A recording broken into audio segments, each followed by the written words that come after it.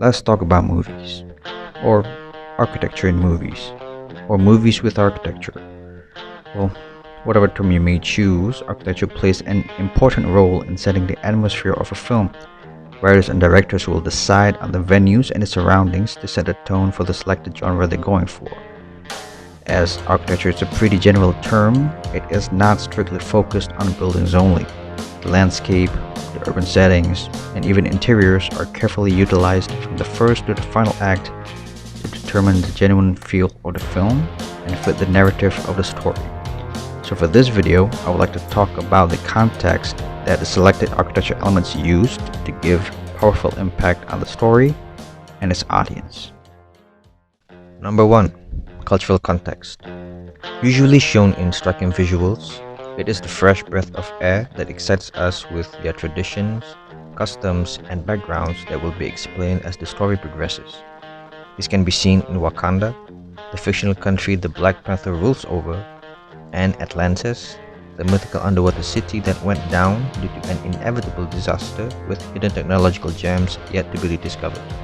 Both civilizations are driven by a natural mineral found in their homeland that brought forward technological advances 1,000 years ahead than the outside world, along with cultural conservation with close supervision of the ruler, using fascinating cultural art and symbolism to influence fashion garbs, vehicles, and of course, landscape designs that made juxtaposition of natural and man-made features possible. The social context can be very complicated to be translated onto screen. This is due to balancing the said words and actions acted out can be misleading, thus confusing the audience. Fortunately, director Bong Joon-ho flawlessly used simple rhythm and movements through a house in Parasite and a fast-moving train in Snowpiercer. Both films contain contrasting groups of people to reflect the real social structure using light and space size to show transitions of class. In Snowpiercer, characters that live in the dark and dirty train rear part are seen progressing to the right into the more spacious and wealthier side of the train in the name of rebellion. The Kim family in Parasite, however, move ascendingly to the Park family's home, which has various montage of them walking through ramps and stairs to symbolize changing of class, at least for them at the moment. Whatever spaces you have, you will need lighting. Be it natural or synthetic lighting, it gives depth and sense of how size affects the way we view volumes by walking on different levels. Both Blade Runner and Blade Runner 2049 are great examples of this. Set in a bleak dystopian future, technological advances blend with mundane street views. Crowded spaces are lighted with various sources of lighting from street lights, vehicle lights, and signages of many sizes.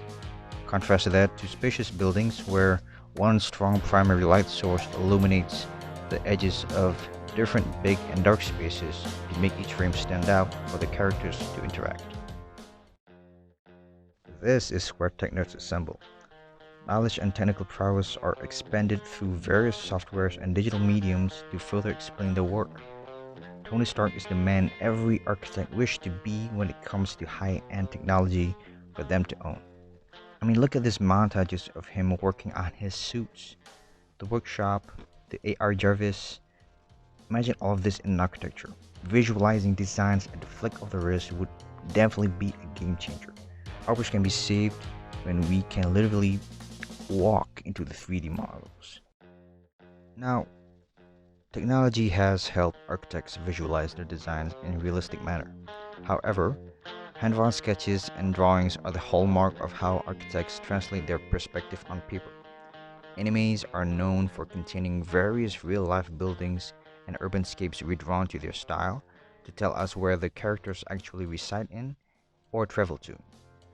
Kimi no Na wa and Akira did a good job taking this element with precise scales and proportion complete with entourages and weather renderings. So what do you guys think? Better insight of how you watch movies now?